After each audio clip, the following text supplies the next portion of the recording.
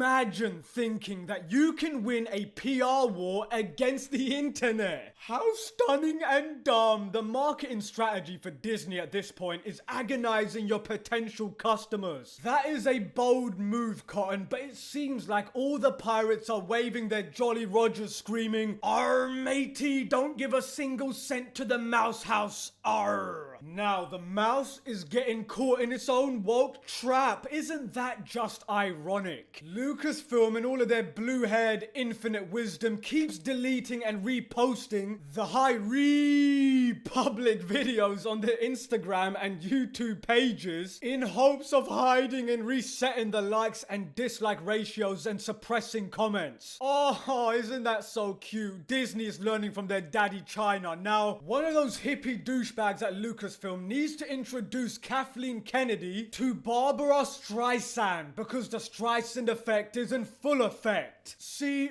Lucasfilm and Disney thought they could treat Star Wars fans like they're dumb, mindless drones. Yeah, no, I don't think so. I think we're just gonna continue shaming every last one of you Hollywood elites and media shills. Because not only is that justice, but it might be the most entertaining thing to stem from my channel in a while. And if you enjoy the Star Wars content, hit the subscribe button. I want to hit 60k before the end of March. Now, I know I haven't said this in a while, so here it goes. Ring the notification bell, baby. And I just want to make another thing clear. Nobody cares what these shield journalists and these influencers think. There are no journalists in 2021. They're all just spoiled, entitled kids who are paid by Disney just to fill an endless white space, while simultaneously cupping their own farts and smelling them endlessly until they pass out. Anyway, enough of those weirdos. Disney temporarily stopped the bleeding with The Mandalorian, but then just ripped another limb off. I'm surprised, honestly, how Disney has a leg to stand on with how often Kathy Kennedy shoots them in the foot. Now, this is the embodiment of the famous phrase, "How many times do we have to teach you this lesson, you old Mickey Mouse rat?" It is truly amazing how everything these weirdos touch turns to dust. I mean, Star Wars is the living, breathing meme of that dog in the middle of the house that's on fire. I mean, RIP Star Wars. Do you ever see an idiotic, low IQ moron continue to do idiotic things, even after hurting themselves? I mean, that is Disney right now. This is how I imagine the board meetings happen at Disney behind closed doors.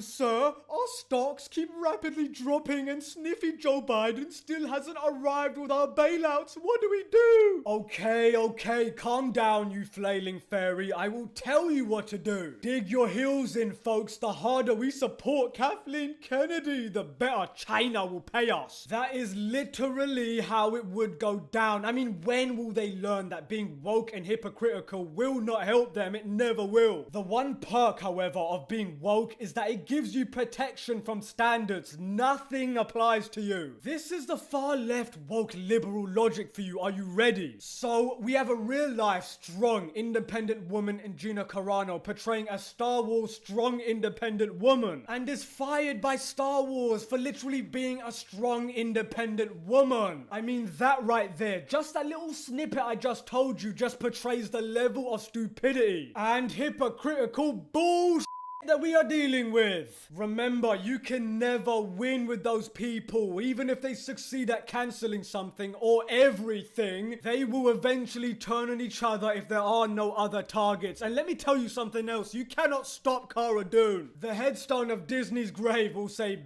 slapped to death by Gina Carano. Now, Jar Jar Binks is looking for work, and the similarities between him and Kathleen Kennedy are striking. If they were to switch places, nobody will notice. I promise you. Now, the only thing that can save Star Wars right now is if Darth Jar Jar... Anyway, look, imagine being a Disney employee having to like the high public videos all day, all in the name of fight the ratio. Now, Disney seems to specialize in recruiting disillusioned, vindictive bigots who can't hide their own and there seems like there's no shortage in supply of them either. Remember that it was Kathleen Kennedy who believes that the Force is a white American woman with woke beliefs anyway. New poll shows that Americans are overwhelmingly believe that Disney unjustly fired Gina Carano from The Mandalorian. Imagine my shock when most normies are sane people. Wow, you really mean to tell me that normal grounded individuals far outnumber the woke and loud few? That's impossible! Yeah, I'm being sarcastic if you can't tell. Well, my poll stands with Gina Carano firmly and upright. Hopefully some of you can get that joke, tell me in the comments anyway. However, when respondents were actually shown the social media post in question that resulted in Gina Carano's firing, the number of respondents opposing Disney jumped to 72%, and I'm here to tell you 72% is not nearly enough, because that means that 28% of people were asked, should someone be fired for tweeting beep bop boop, and they said yes. That is fucked up. And that is the real issue that jumped out at me when I first read this. The fact that 28% of people actually think that someone should get fired for 3 words on Twitter and a lukewarm Instagram post. That's like a ton of morons that need to go out and check reality. Imagine thinking that her firing was justified. That is frightening. These people are tyrants. Now, the caveat to this survey is that it was responded to by the Daily Wire audience. And let's be fair, they are already overwhelmingly on her side by default, and so am I. She's the only person who's willing to speak out against the overlords Disney and Lucasfilm and took down the mob single-handedly without breaking a sweat. That is a bad woman. The strong, independent woman we've all been waiting for, but I still felt like I needed to add some perspective. That 28% number is probably higher. Anyway, they should have a poll if they want to see Kathleen Kennedy fired. I have a feeling that one will be even more one-sided. Anyway, remember when we thought that Brie Larson was bad? And don't get me wrong, she is annoying without a shadow of a doubt, but she pales in comparison. It's just a burnt dumpster that's been ignited 69 times at this point. The shareholders at Disney are either deaf